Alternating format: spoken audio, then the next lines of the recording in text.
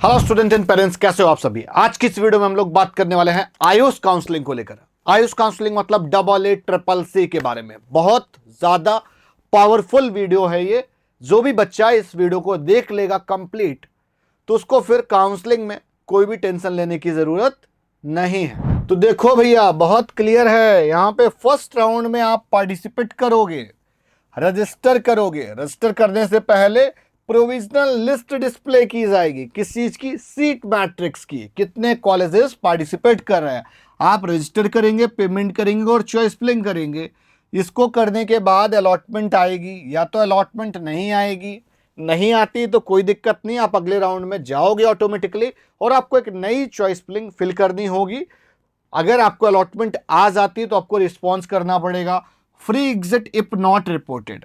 Allotment आ गई, आपको कुछ नहीं करना है, अलॉटेड इंस्टीट्यूट में आपको रिपोर्ट नहीं करना है। रिपोर्टिंग नहीं करेंगे तो फ्री एग्जिट हो जाएगी। अब अगर रिपोर्टिंग कर लेते हैं तो रिपोर्टिंग करने में भी दो मामले हैं, ठीक है।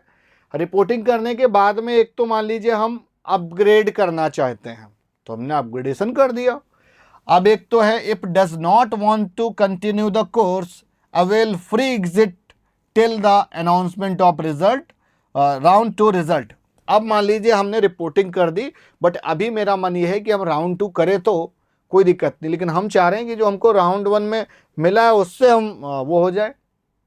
अगर हम ये कोर्स इसमें जो लिखा हुआ वो समझा देता हूँ। If does not want to continue the course, अगर आपको जो कोर्स मिला वो नहीं करना चाहते हैं, avail free exit till the round 2 के अनाउंसमेंट के बीच में फ्री एग्जिट का ऑप्शन रहेगा, है ना। उसके बाद में और आ जाइए, ज्वाइंट कर जाएगा तो राउंड 2 में अपग्रेड करेगा। अगर मान लीजिए वो अपग्रेडेशन नहीं करना चाहता है तो जो भी उसको अलॉटेड इंस्टीट्यूट मिला है वो उस पर रिपोर्ट कर जाएगा, ठीक है। अभी यहाँ पर एक और इम्पॉर्टेंट पॉइंट्स हैं, बड़ा इंपॉर्टेंट पॉइंट है। मान लीजिए अलॉटमेंट मिल जाती है, एक तो ये कि मिल जाएगा तो इधर लिखा, नहीं मिलेगा तो इधर लिखा। ये क्या लिखा हुआ देखो, if not allotted participated in round 3 and stay vacancy as per the eligibility criteria. If not allotted, participate in next round, मतलब round 3rd and stay vacancy as per the eligibility criteria, ठीक है। If not upgraded, then round 2 rule also applicable to round 1 admitted candidate after publication of round 2 result। मतलब round 2 वाला जो rule होता है वो इस पे एप्लीकेबल होगा। If not upgraded, round continue at round 1 admitted seat and participate in round 3rd। मतलब राउंड 1 के बाद चॉइस फिलिंग चेंज नहीं होती है, सेम बनी रहती, तो आप 3rd वाले में अपग्रेड कर सकते हो। मतलब नई चॉइस फिलिंग के साथ आप मूव कर सकते हो, ठीक है। और आगे आ जाते हैं, यहाँ पर सारे पॉइंट्स लिखे हुए हैं। देखो और अच्छा पॉइंट एक लिखा हुआ है, if not upgraded and does not want to retain round 1। अगर अपग्रेड नहीं होता है और आप चाहते हो कि जो राउंड 1 में मिला है अब वो भी नहीं चाहिए, can avail exit with forfeit. Can avail exit with forfeit till 3 days prior to the commencement of round 3। Round मतलब उसके बीच में एक फ्री एग्जिट, ये रेजिग्नेशन वाली बात हो रही है कि वो रेजिग्नेशन के लिए वो कर सकता है। हाँ तो भाई इसमें इस तरह से बहुत सारे केसेस बनते हैं। अब एक केस यहाँ पर देखो क्या दिया हुआ है, इफ नॉट रिपोर्टेड। मिला था, अलॉटमेंट अगर नहीं लेते हैं, ठीक है, अगर मिला था, अगर हम अलॉटमेंट नहीं लेते हैं, काउंसलिंग फीस फॉरफिटेड, जब्त कर ली जाएगी।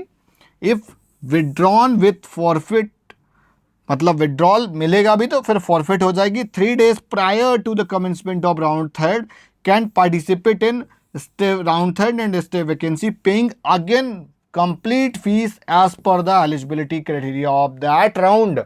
ये कह रहे हैं भाई फॉरफिट हो जाएगी। अगर तुम छोड़ देते हो, रिपोर्ट नहीं करने जाते हो, तो क्या होगा, पैसा जब्त कर लिया जाएगा और आप दोबारा से फीस को पे करोगे, देन पार्टिसिपेट कर पाओगे। If withdrawn with the forfeit between the period of 3 days before the commencement of round 3rd and till the date of announcement of round 3rd, final result excluding the final result date will be eligible for unit entry but will be eligible for counseling but ineligible for AACCC counseling. Round 2 allotted candidate with round 2 allotted candidates withdraw their seats with forfeit after round 3 result will become ineligible. समझ गए, not eligible की भी conditions बहुत सारी हैं। बहुत ज़्यादा confuse नहीं होना अभी, आप इतना सिर्फ समझ लो कि भाई बहुत सारी कंडीशंस ऐसी भी होती हैं जिस केस में नॉट एलिजिबल हो जाता है। ठीक है, और आ जाओ भाई राउंड थर्ड में। देखो एक मामला बड़ा क्लियर दिखा देता हूं। अगर आपको राउंड थर्ड में अलॉटमेंट आती है, if upgraded earlier the round 1 and round 2 stand cancel, must join the round 3 allotted institute after relieving from the round 1 and round 2 student institute। तो भैया जो मिलेगा उसमें ज्वाइन करनी पड़ेगी। If allotted no free exit, कोई भी पैसा मतलब इस तरह सा फ्री एग्जिट का ऑप्शन नहीं है।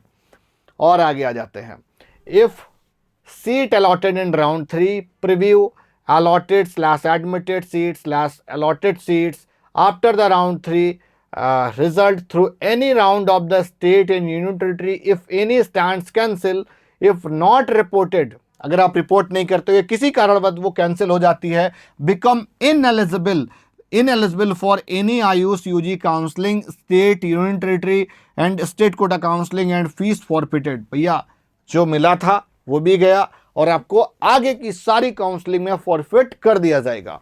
तो ये वाला चार्ट एक बार ज़रूर देखें, है ना, और ये बहुत इंपॉर्टेंट चार्ट होता है और इसी के बेसिस पे ही सारी काउंसलिंग कराई जाती है। तो वीडियो आज के यहीं तक, और इसी तरीके से वीडियोज पाने के लिए वीडियो को लाइक करो, चैनल को सब्सक्राइब करो। कोई डाउट क्वेरीज हैं तो ज़रूर कमेंट सेक्शन में बताएं। Bye bye.